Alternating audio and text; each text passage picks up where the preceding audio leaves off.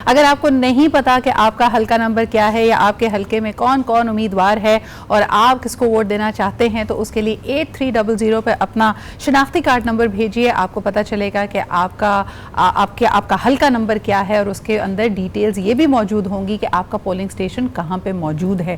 اس کے بعد یقیناً اگر آپ کسی ایسی پارٹی کا انتخاب کر رہے ہیں جس کے پاس کوئی انتخابی نشان ہے تو آپ اس طرح پتہ کر لیں, ورنہ بہت ساری ویب سائٹ اور ایپس ہیں جس کے ذریعے آپ یہ پتہ لگا سکتے ہیں کہ اس پارٹی کا تھوڑا بہت حامی آزاد امیدوار کون ہے اور اس کا نشان بینگن ہے, شاور ہے, کیا ہے, تو وہ بھی آپ پتہ لگا سکتے ہیں. This is an anomaly. Have you ever seen this large number of independents, شاہین جی, پہلے؟ میرا خیال ہے تاریخ میں پہلی دفعہ انڈیپینڈنٹ زیادہ ہیں اور پولیٹیکل نامنیز کم ہیں. بالکل. تو اس وقت سچویشن بڑی عجیب ہے. دیکھیے الیکشن کا مقصد یہ ہوتا ہے آؤٹ کم پبلک اوپینین کا, پبلک ویو کا. آپ لائک کریں یا نہ کریں وہ ایک الگ کہانی ہوتی ہے. پھر اس سے پالیسیز, ابھی آپ اکنامکس کی بات کر رہی تھی, اکانومی کی, سب چیزوں کی, وہ لیڈر, وہ بندہ, وہ پارٹی جس کو عوام کی سپورٹ ہوتی ہے نا, وہ بڑی ڈراسٹک امپورٹنٹ میجرز لے لیتا ہے کہ جی یہ کرنا ہے, یہ کرنا ہے, انپاپولر بھی, but they can do it. لیکن جب اگر کسی کو یہ شک ہو جائے کہ یہ اتنے فیئر نہیں ہے یا اتنی لیول پلینگ فیلڈ نہیں ہے یا فیلڈ ہی نہیں ہے, لیول تو ایک الگ کی کہانی, تو آپ یہ یاد رکھیے گا ول آف دا پیپل ضرور آنا چاہیے, ورنہ بہت مشکلات ہوں. اور ایک اور بڑا اہم سوال جو ہم بریک سے پہلے کر رہے تھے, ہمارے سیاستدانوں, امیدواروں اور عوامی نمائندوں کا, عوامی لیڈرز کا طرز زندگی. خواجہ صاحب اس پہ چاہوں گی کیونکہ آپ کئی کو شاید خاقان عباسی نے بھی تقریر کی تھی اسمبلی میں کہ یہ سارے کے سارے لینڈ کروزر, پتہ نہیں پریڈو, رینج روور, پتہ نہیں کس میں آتے ہیں, اور ذرا چیک کریں کہ یہ ٹیکس کتنا دیتے ہیں. تو یہ میرا کہنے کا مقصد یہ بھی ہے, ہمارا دیکھیے ایک ہمارا تشخص بھی تو ہوتا ہے نا اپنے لیڈر کو لے کر.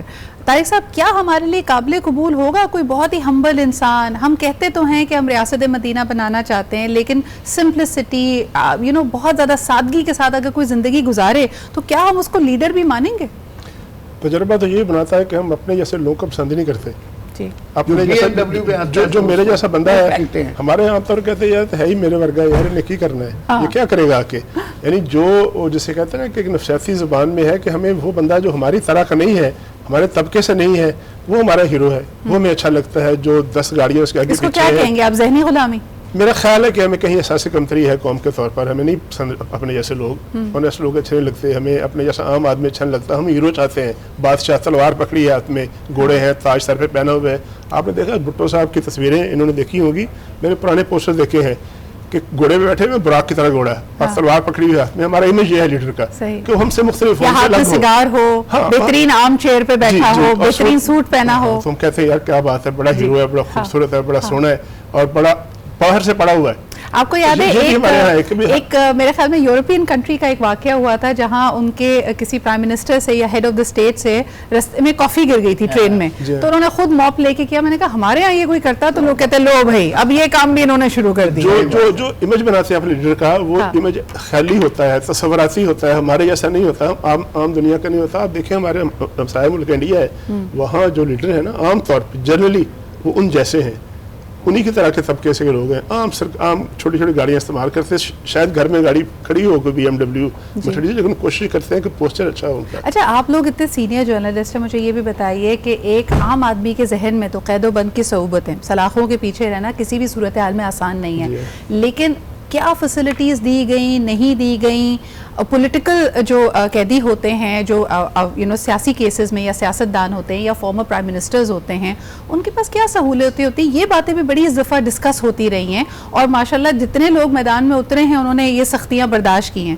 تو شاہین جی, کیا صورتحال ہے, ان کی زندگی کیسی ہوتی ہے؟ باہر بیٹھا ہوا ایک شخص اس وقت ان کے بارے میں کیا امیج بنائے, کتنی سختی ہے؟ نہیں, پولیٹیشین تو جیلوں میں جاتے رہیں اور آئندہ بھی جائیں گے, لیکن ایک چیز ہوتی ہے کہ جی آئندہ بھی جائیں گے. وہ کوئی پہلی یہ نہ پہلا ابتدا ہے نہ انتہا بھی آنا باقی ہے. لیکن کہنے کا مقصد یہ ہے کہ خوش ہوتے ہیں بعض لوگ کہ ہمارے لیڈر نے اتنی سختیاں جھیلی یہ, لیکن ہم نے دیکھا ایک پرائم منسٹر کو پھانسی بھی چڑھ گئی اور بعد کو پتہ چلا کہ وہ केस उतना मेरिट पे नहीं था जितना होना चाहिए था। फांसी चढ़ाना It's quoted to be a judicial murder in many books. Judicial murder.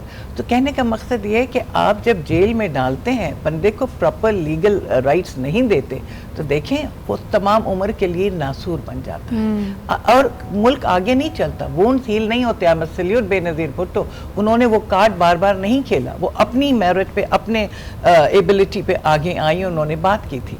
इसी तरह आप अगर बच्चियों को, औरतों को, मर्दों को बिहाइंड दिस प्रिजन रखेंगे, मैं पॉलिटिकल बात कर रही हूँ, पॉलिटिशियंस को, लोकल एक्टिविस्ट को, तो ये आपके मुल्क के लिए, ह्यूमन राइट्स के लिए, अदालतों के लिए बड़ा क्वेश्चन। ना सिर्फ आपका तशख़्ख़ुस, आपका तासुर पूरी दुनिया में ख़राब होता है। जिस तरह हम बार बार बात कर रहे हैं, 18% जो इस वक्त पाकिस्तान का वोट बैंक है वो 18 से 25 साल की उम्र का है। ये उनका पहला एक्सपीरियंस है, लेकिन वो कई इलेक्शन साइकिल से गुजरेंगे and in all probability they are going to outlive us.